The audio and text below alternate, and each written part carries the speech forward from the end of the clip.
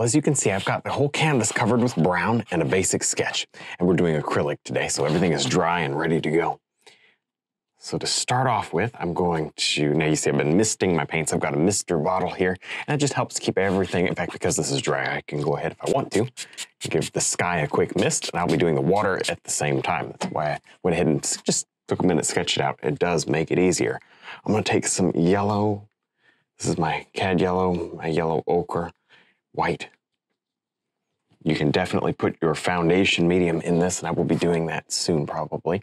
But let's just start out by getting us a little bit of a background to work with. You don't have to be super careful with this. You know, we'll lose our mountain, that's okay. But look how that brown shows through. I don't think, what, brown in the sky? But it'll work. The whole painting's gonna work. It's gonna have that kind of glowy warmth to it. You know, it'll be cool. It'll be cool. So let's do that. There it is. Oh, that's good. Doesn't have to be perfect. We're not looking for perfection, but I like that. I like the look of that. I'm just using the little angle brush today. So now I've got some blue and white, a little touch of red, just a little bit mixed here on the palette. A little mist on there just to make sure it doesn't dry out. Now, this is, for the most part, dry. I mean, maybe there's some thicker spots that aren't, but it's for the most part dry. So I'm gonna come in here and paint in now my blue area. Good. We'll put clouds in between these so it won't remain like, you know, solid. It won't be solid like it is here. But for now, I gotta get something going. A little more blue and even a little more red as we work away from the sun area. It gets a little darker. Of course, acrylics, as you know, they dry just a little darker, don't they? Oh, they do. And if you're not prepared for that, well, you'll be doing it again. So kind of think about it as you go. Hey, this is gonna dry a little darker. If you've got good quality paint, of course, it shouldn't dry, like the color shouldn't shift. Sometimes the color will shift if you got bad paint. But the value that is the light and dark, that's always gonna shift. It's always gonna get a little darker. It's just acrylics for you. It's okay. There really is not a big deal. Every once in a while, it's like, oh, I wish that was a little brighter. We'll go back and put another layer on it. But for the most part, just paint brighter than you want it, and you'll be fine. While I'm waiting for my sky to dry, I know it looks awful, but just kind of forget about it for a second, because we're going to paint in this mountain. And oops, I'd like to see it more red than that. There, a little bit, a little better. Now I'm going to lose my detailed sketch. That's okay. Not the end of the world. We can redo it. I even need a little more red. Because this is a sunset, I would expect to see kind of some more darkness even in that mountain. A little black, a little red. So you got to play with your color though. You know, if you get it right the first time, well, that's great, but it doesn't always happen right the first time. A lot of the times it doesn't, of course.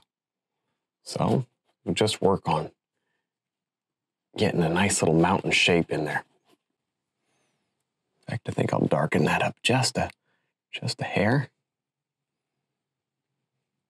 Excellent. There's it. Great. Now you can use a hair dryer to speed along the drying time if you need to, because at this point we pretty much need this whole area to be dry. However, before we do that, I'm gonna grab even just a flat blender brush right here. This is a soft brush, and look, the brown is dry, but the mountain is still wet. So we got wet and dry. Look at this. I have just a little water in the brush. I'm gonna take this and blend it down. And I'm gonna use that brown. Remember that whole kind of undertone of brown in this painting. And that just brings this mountain into the mist. And it works. It's very pretty. So now I've got a paper towel and I've got a damp blender brush, the flat blender brush. And I've already quickly just with the angle brush, quickly just dropped in a minute ago my mountain. What I'm gonna do is I'm gonna blend, but I'm gonna blend upward. There it is. Oh, wow, that's perfect. Now this may not work for you the same that it's working for me, because you may have let your, and this is fine if you did, you may have let your background dry too much. I think here I wasn't really planning it to do it this way. I started painting my mountain and I realized, wow, my yellow's still wet. This has been probably 10 minutes. I'm surprised it's still wet. I guess I had a lot of water in it or something. But anyway, that's not the point. The point is, I was going to dry brush blend it. So you could certainly do that. You guys know how to dry brush blend. I do it on just about every acrylic painting. But I'm going to kind of do a combination of dry brush blending and just regular blending. That is, with both colors wet. Dry brush blending, just the top layer is wet. I notice having a wet or damp brush helps a little as I'm blending. Don't go crazy. You could actually cut through these wet layers of paint right back down to the brown if you're not careful. But look, that's probably good enough. It just indicates a basic feeling, hey, there's a mountain up here. Now this is finally bone dry, so we can go ahead and work on our clouds. Now, we got to figure out, well, where do we want our clouds? Well, anywhere there's kind of a weird transition, that would be a good place to do the clouds. Now, I'm using the dry brush blending technique. You'll see I've actually got two colors mixed up, a lighter purple and a darker purple. This is the very same dry brush blending technique that you would be using on your mountain if your sky reflected in the water, if that area wasn't also wet. This is 99% of the time what I'll do for my acrylic paintings. And this is my absolute favorite brush for dry brush blending. This is the little round brush. It's actually a tapered round brush because, well, you kind of have to get one in your hand to see it, but it's cut very aggressively, so that you really only paint with the side of it. It makes more sense when you're holding it in your hands, but you'll see what I mean. It really creates a nice effect. Of course, all the brushes that I use and the paint, everything you could possibly want, except your canvases, are available on our website. There we go. As far as canvases, if you can get a hold for yourself a really good quality canvas, that's all the better. But if you have to use the cheap canvases, it would be a good idea to put a couple coats of high quality gesso on them, or just paint them white with acrylic paint. And that'll at least help, because sometimes canvases can be waxy. If you've worked a lot with cheap canvases, you know what I mean? They're kind of waxy, the paint doesn't stick and it just rubs off. It's really awful. So you don't want that, especially with oil painting, but with acrylic painting too can kind of cause some problems, but especially with oil painting. Well, now I've got a number 4 synthetic flat brush. And let's see, I've got just a basic color, very basic purple. I'm not gonna go anything absolutely crazy. I'd say that's good right there. I just wanted a couple shades lighter than my mountain here. What I'm gonna do with this is create a bit of snow. Most of this is in shadow. If any would be, picking up light, it would be right here.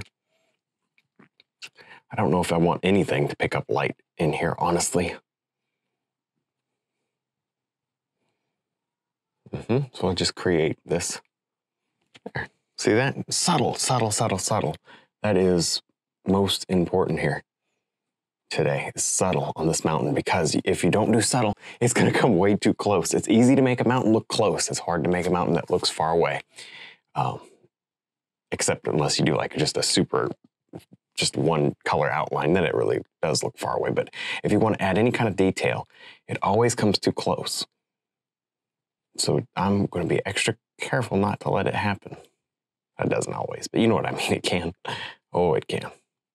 Well, now I'm going to create using, this is the little number 4 flat brush, the bristle brush. I'm going to create now all these little trees just by pulling down. See that with the brush, creating the top of these trees. This is very subtle. Now, I'm not sure if this is going to show up or not when it dries. I really don't know. Who knows? Yeah, because it may end up being just too low contrast. But what my plan is, I'm thinking about floating some mist along through here. So what I'll do is I'll let this dry totally, and then I'll float some mist.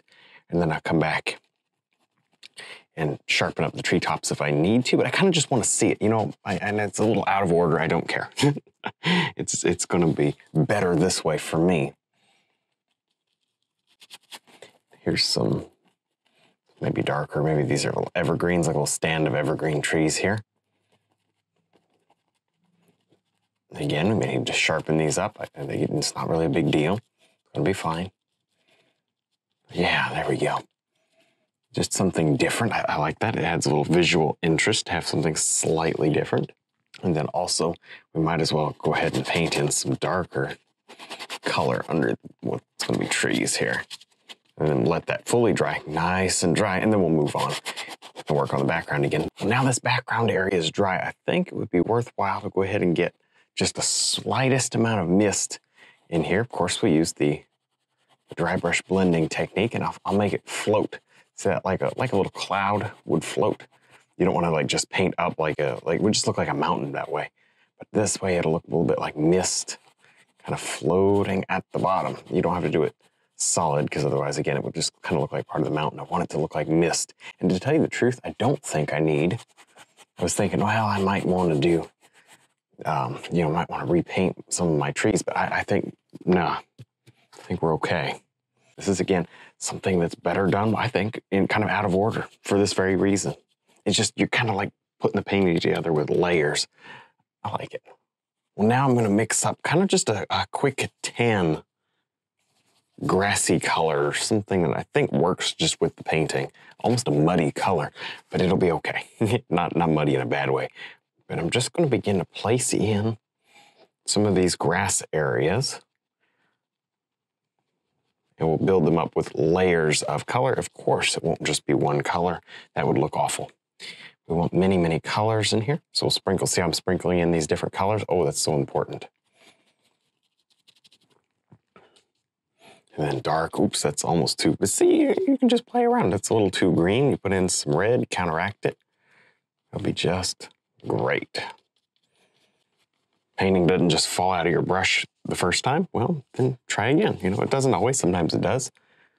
Sometimes it doesn't. Okay.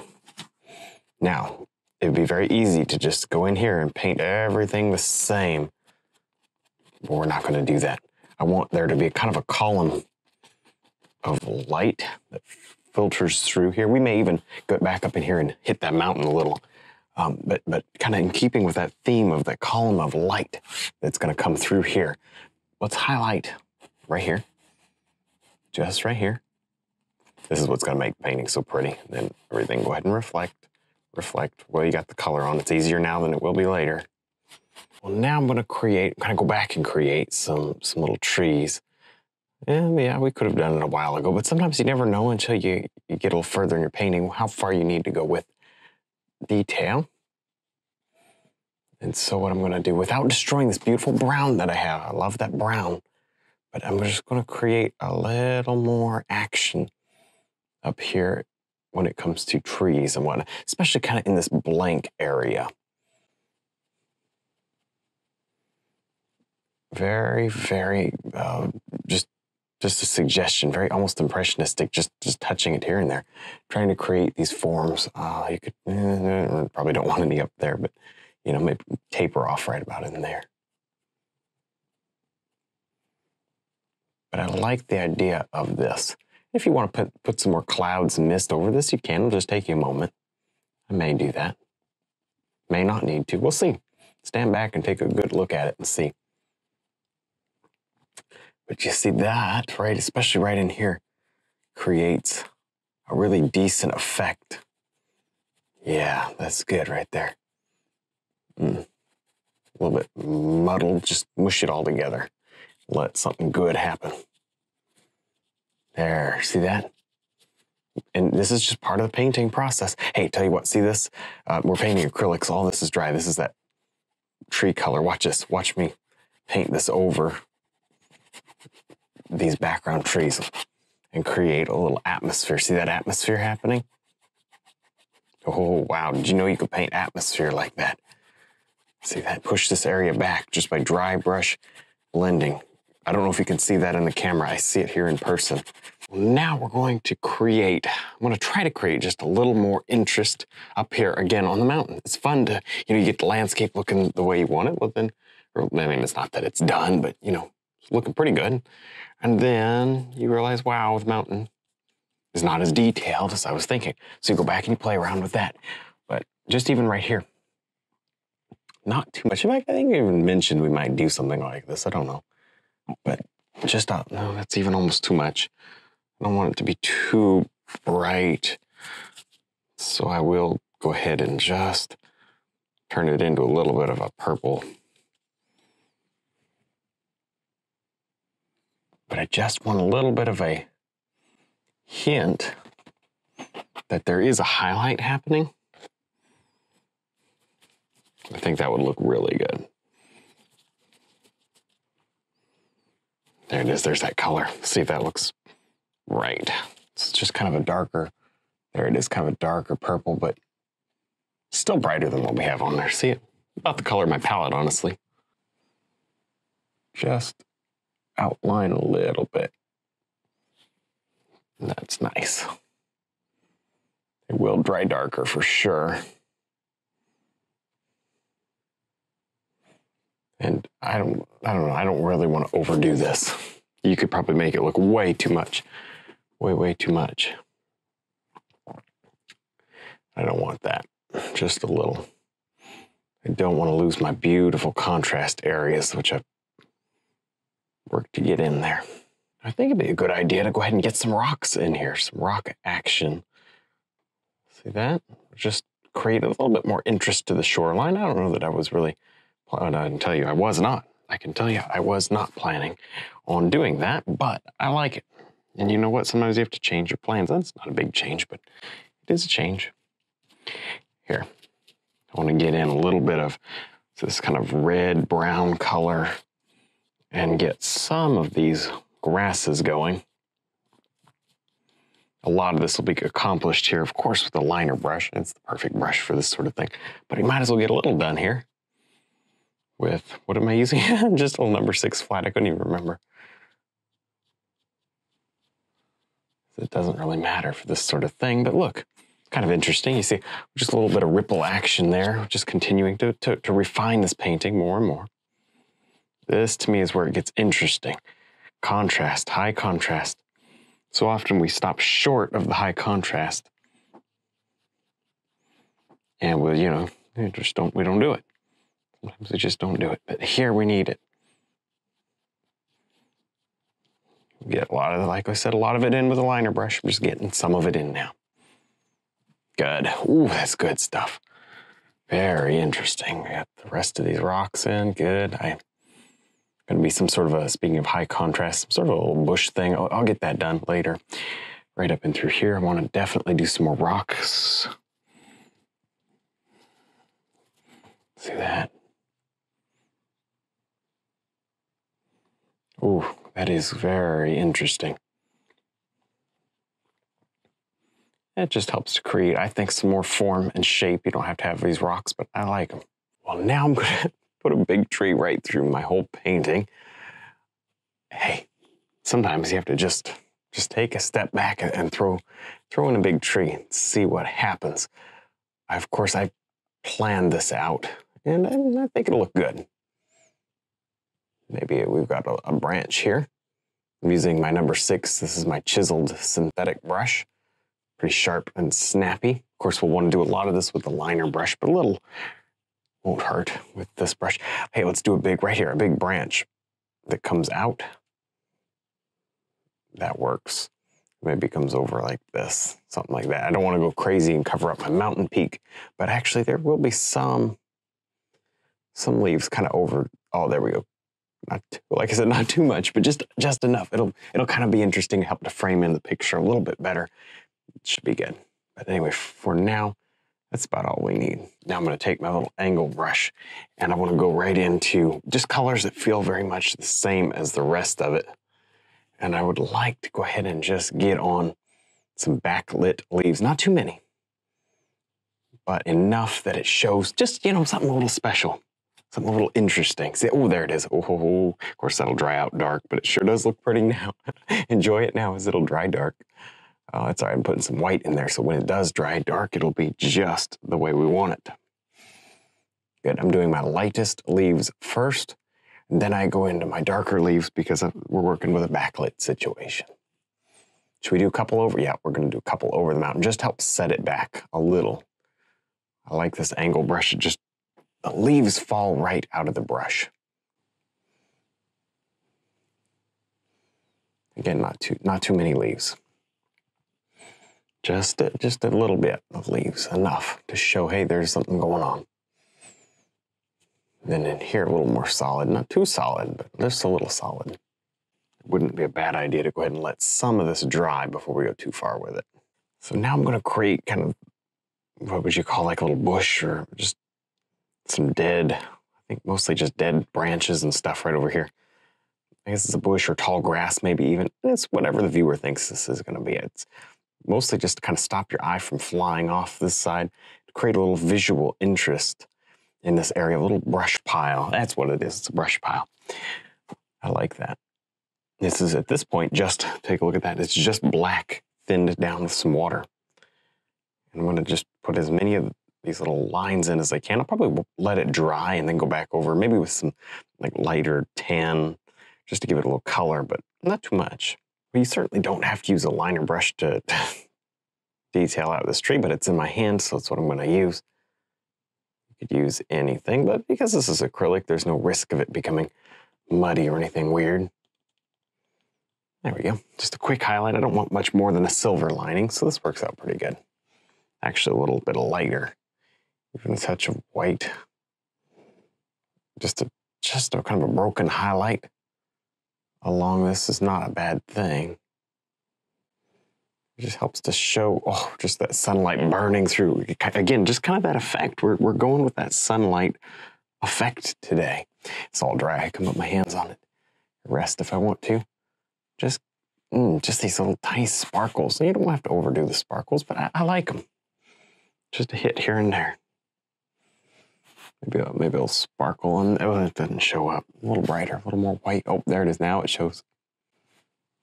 Good, and then thin that down with a little water again and just pull out, if you want to, right over this dark mountain, you can kind of pull out a couple of these lighter limbs if you want to. Well, I almost never do this, but I feel like it just right here is the perfect opportunity to lay in just a couple birds. I don't know if anybody they'll probably never notice, but I used to do little birds like this all the time. I haven't really done any in the last few years, but I mean, that's probably good right there, about 4 of them, 3 together and then that one separate. That looks pretty good. It just kind of adds a little something to the painting. Well, that's about it for today. Hopefully you enjoyed seeing all these vibrant colors and using the contrast to create some depth. Don't forget to check out our website, DVDs, and brush line. Thanks for watching.